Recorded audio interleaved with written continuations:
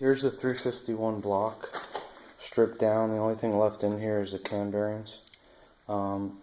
So I'm going to have to get new piston rings for everything.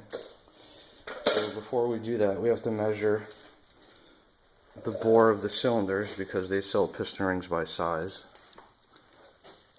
And how you do that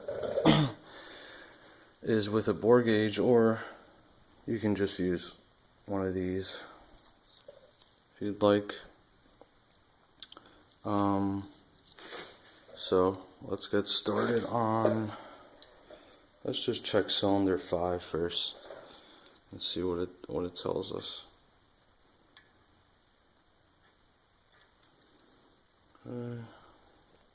It's a little hard to do this and hold the camera, but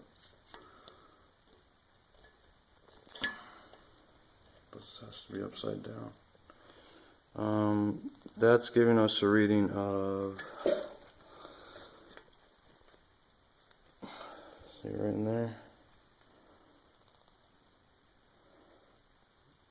4.035.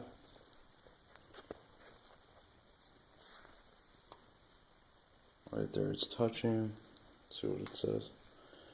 4.037. So it's like 40 over, because stock would be 4, right?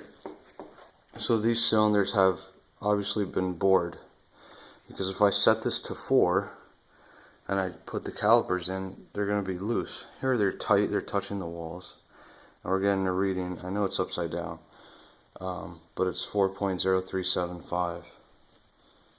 Now, I did this earlier, but let's check cylinder 1.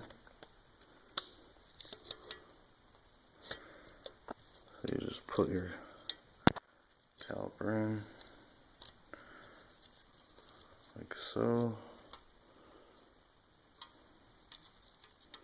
Oh, again, this is hard to do with the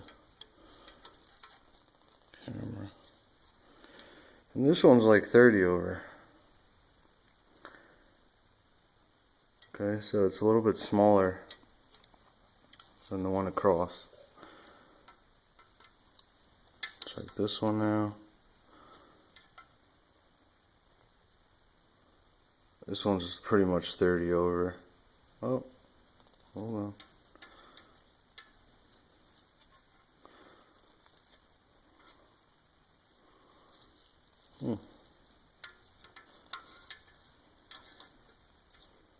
You know, if you can fit it in there,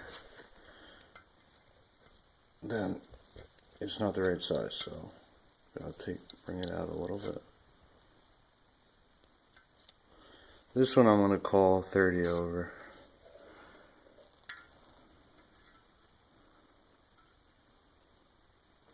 This one also is about 30 over.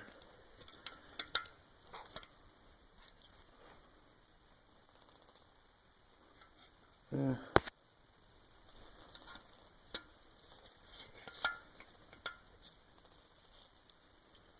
It varies. The ones on this side are a little bit larger. Anyway,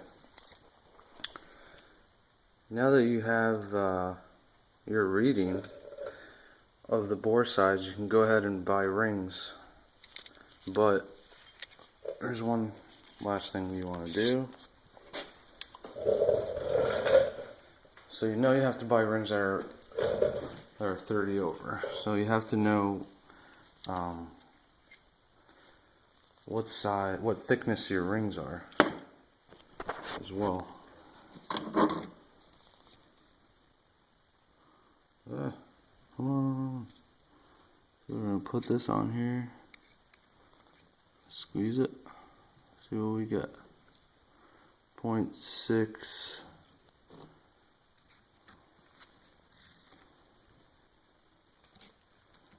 No, that's not right.